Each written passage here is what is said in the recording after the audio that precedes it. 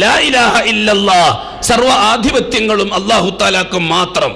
മുഹമ്മദുർ റസൂലുള്ളാഹ്, സർവ നായകത്വം മുഹമ്മദ് മുസ്തഫാക്ക് മാത്രം.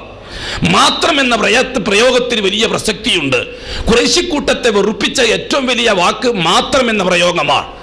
അള്ളാഹു ഉണ്ട് എന്ന പ്രയോഗം ഒരിക്കലും ഖുറൈശികൾക്ക് വെറുപ്പുണ്ടാക്കുന്ന വാക്കല്ല. അള്ളാഹു ഉണ്ട് എന്ന പ്രയോഗം ഖുറൈശികൾക്ക് വെറുപ്പുണ്ടാക്കിയിരുന്നില്ല. അള്ളാഹു മാത്രമേ ഉള്ളൂ എന്ന് മുഹമ്മദ് മുസ്തഫ പറഞ്ഞതാണ് ഖുറൈശികൾക്ക് സഹിക്കാൻ പറ്റാതെ പോയത്. അള്ളാഹു ഉണ്ട് എന്ന് പറയാൻ പ്രവാചകന്മാരുടെ ആവശ്യമില്ല. പ്രവാചകന്മാരില്ലാത്ത കാലഘട്ടത്തിനും അള്ളാഹുവിനെ അംഗീകരിച്ചു വരായിരുന്നു ജനം. എല്ലാ കാലഘട്ടവും പരിശോധിച്ച് നോക്കി. നൂഹ് നബി അലൈഹി സ്വലാത്തു വസ്സലാമിന്റെ കാലഘട്ടം പരിശോധിച്ച് നോക്കി. അള്ളാഹു ഉണ്ട് എന്ന് അംഗീകരിച്ച സമൂഹത്തിനാണ് അള്ളാഹുവിനെ പരിചയപ്പെടുത്തി കൊടുക്കുന്നത് നൂഹ് നബി.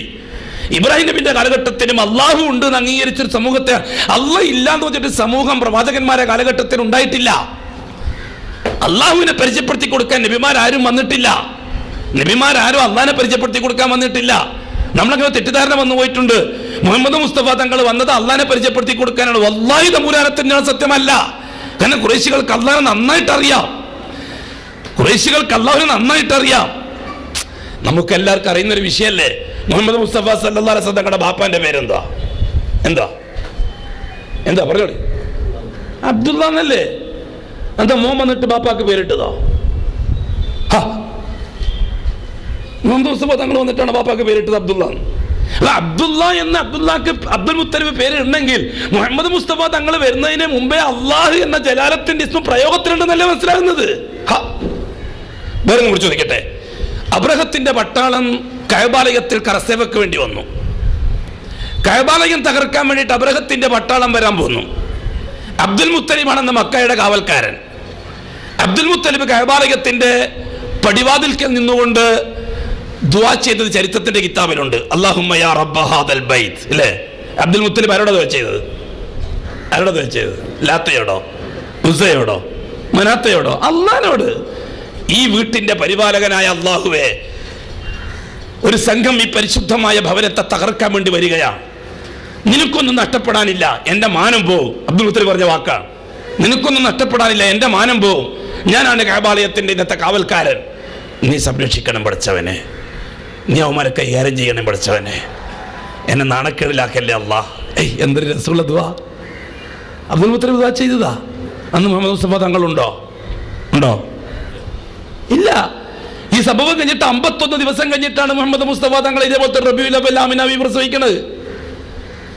അബ്ദുൽ മുത്തലിബ് അള്ളാഹ് ഇത്ര വ്യക്തമായിട്ട് കിട്ടിയത് എവിടുന്നാ?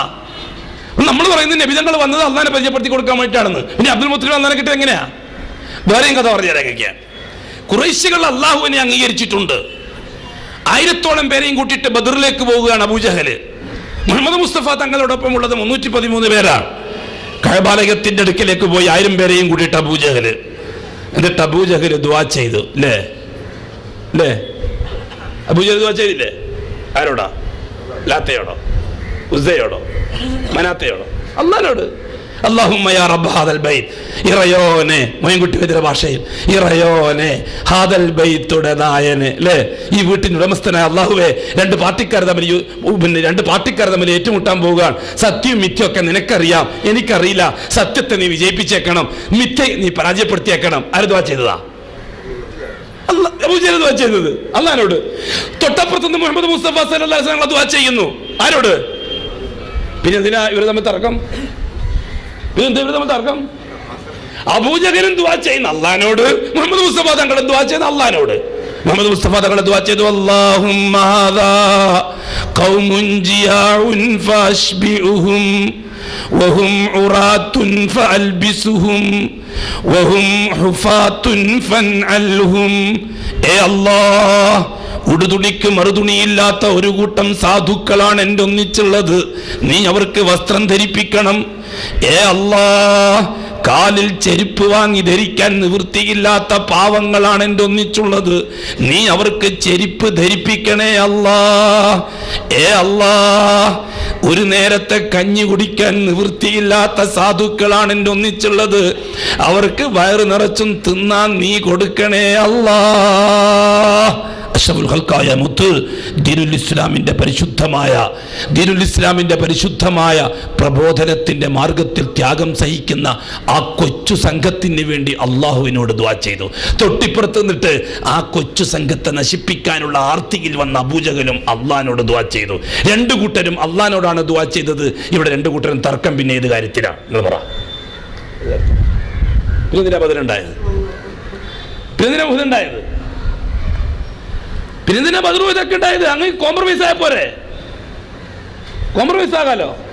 കോംപ്രമൈസ് ആണല്ലോ ലോകത്തിന്റെ മുഖമുദ്ര അല്ലേ? എല്ലാം കോംപ്രമൈസ്.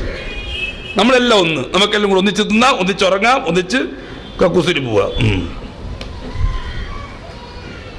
കോംപ്രമൈസ് ആകുന്ന പ്രശ്നമില്ല. ആദർശത്തിൽ ഒരു കോംപ്രമൈസും ഇല്ല.